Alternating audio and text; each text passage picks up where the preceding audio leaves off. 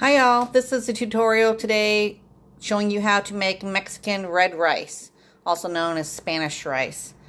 For this recipe, you're going to need 2 tablespoons of olive oil, 1 7/8 or 15 ounces of long grain white rice, 32 ounces of chicken broth. I do like to use the 33% less sodium chicken broth. If not, I find it tends to be a bit too salty for me.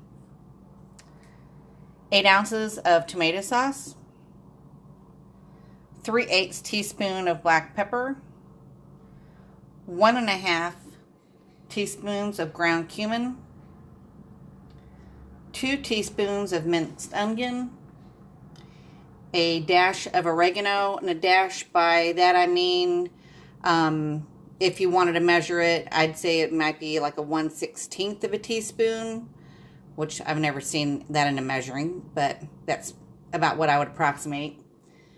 And then also you're going to have 2 teaspoons of garlic salt. I do like to have my ingredients measured out before I start. Here's my rice. I've taken the minced onion and put some of the broth in it to let it rehydrate for a little while before we start.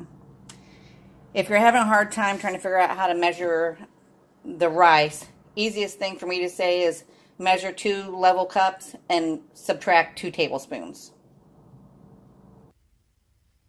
Okay, to start off, you're going to want to put your olive oil in your pan and get it good and hot.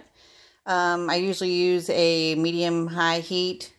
You'll know when your oil is hot enough by using a little piece of rice to test it. If your rice just sits there, it's not ready. But if you see it start to move like this, then you know your rice is hot enough. That's a little tip I actually saw on YouTube. So to that, I'm going to add my rice.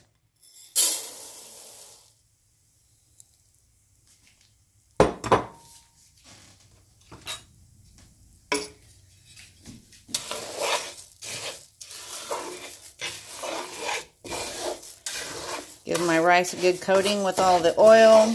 The purpose of doing this is to brown your rice. You want to brown your rice until it's a nice light golden color.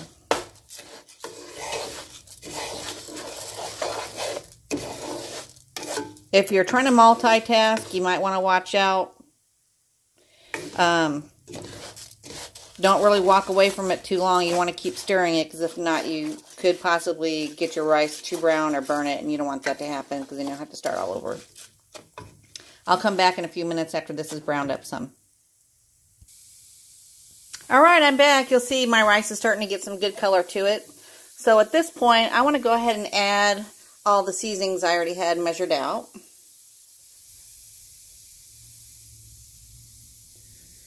I like to go ahead and put them in there as I'm browning my rice, so it starts releasing all the delicious flavors into the rice.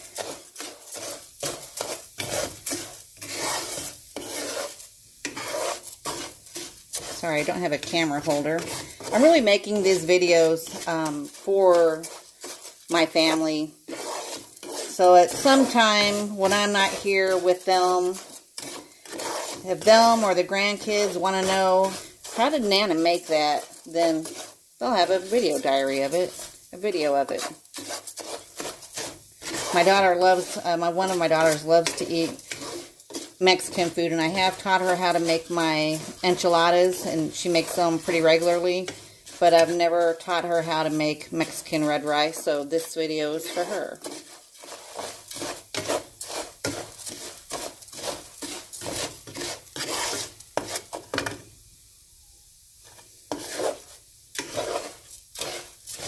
Alright, I'm getting some really good color here.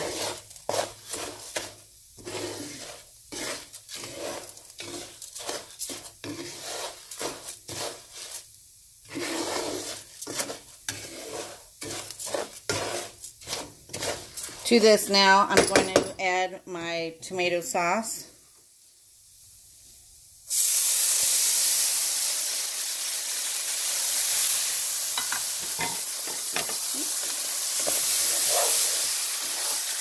I could let this cook for a minute or so.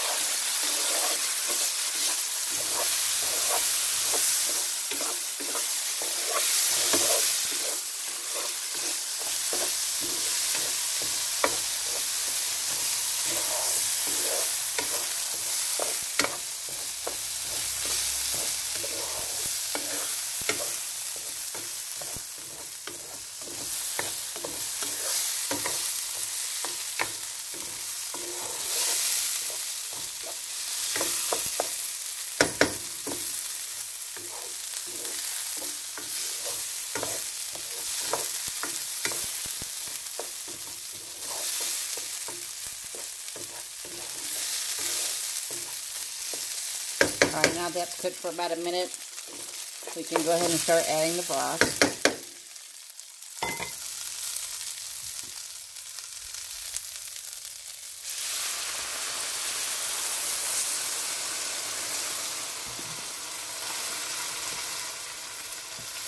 Also adding my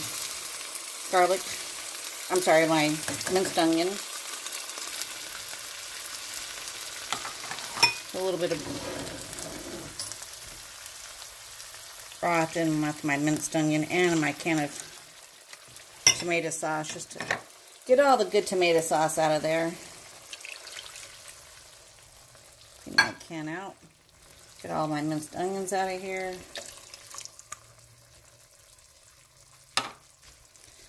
Pour in the rest of my broth. Oops, I just put my phone in there.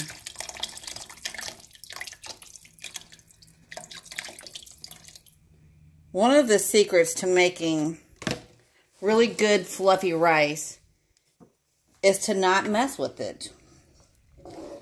So I'm going to give this a good stir.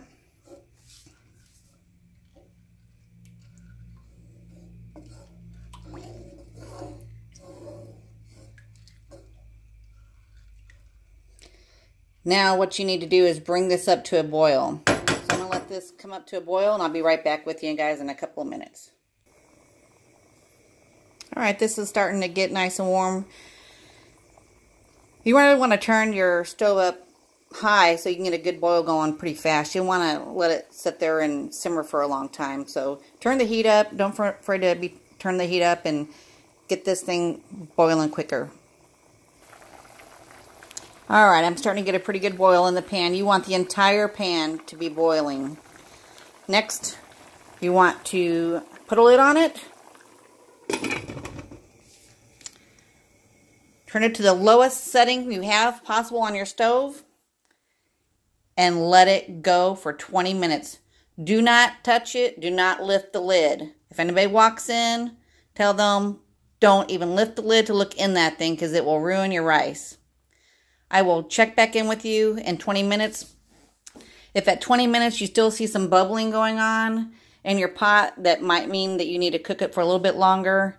If you don't, that means it's done. You turn the oven off. If you don't have a gas stove, which my daughter doesn't, one of the things I'm going to recommend for her in this video is have a second burner ready, because we all know electric stoves take time to cool down, and part of this process is to bring it to a boil and then immediately put your oven on the lowest setting, your stove on the lowest setting that you can get for a flame. You can see underneath here, I've barely got a flame going on mine. If you have electric, you're probably going to want to have a separate burner equal in size ready, so that you can have one that you're getting ready to boil on. And then once you get to this point, you can move it to another burner that's already set at the low setting, and then just leave it set there. So we'll check back in 20 minutes. Alright, I'm back. I have just under a minute left on the timer here for my rice to be finished. Once I get down to 0 on the time, I'm going to shut the stove off and just let it sit there for 20 minutes. I'm sorry, for 10 minutes. You're going to shut it off and leave it set for 10 minutes. Do not remove the lid, because you want to keep all the steam in there trapped in there. So, once again, if you're using an electric stove, you're probably going to want to have a cool place on your stove to move the skillet to. That way you can get it off of the heat. Mine's counting down.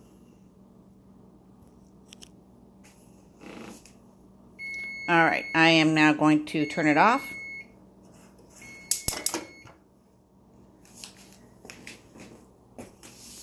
I'm going to reset my timer for 10 minutes and I'll see you guys back here in a few.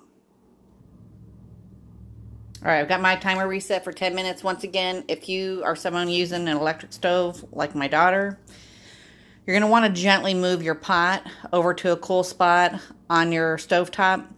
Try when you're moving your pot to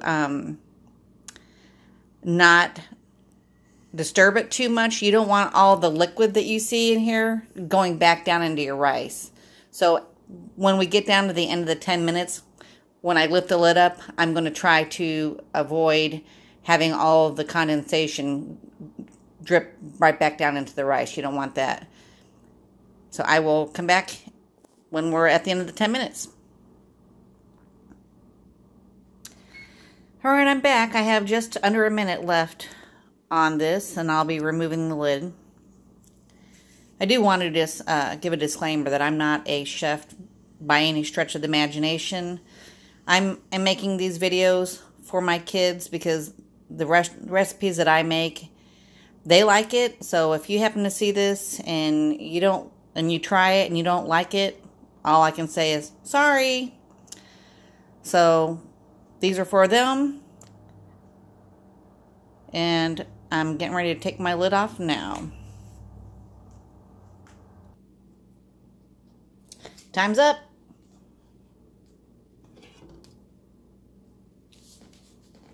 Once again, don't get all that condensation in your pot.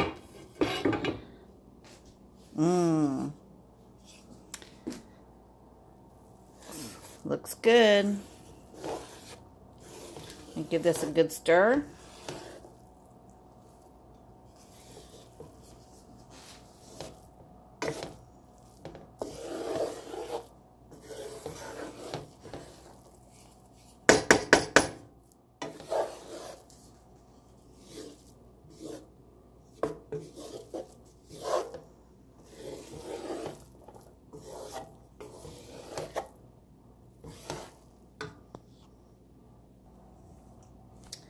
Alright, I shut the video off because I'm recording with one hand and trying to cook with one hand. So I wanted to just give this a good gentle stir, get all the seasoning mixed in, because a lot of it does tend to kind of pull up at the top of it when it's cooking. So I wanted to make sure everything was good mixed up. You don't want to over mix it. So now I've got some really good, I don't know how easy you can see this or not, but we got some really good fluffy rice going on here. Hope that you all are able to make this like me. So now you know how to cook like Nana. Enjoy.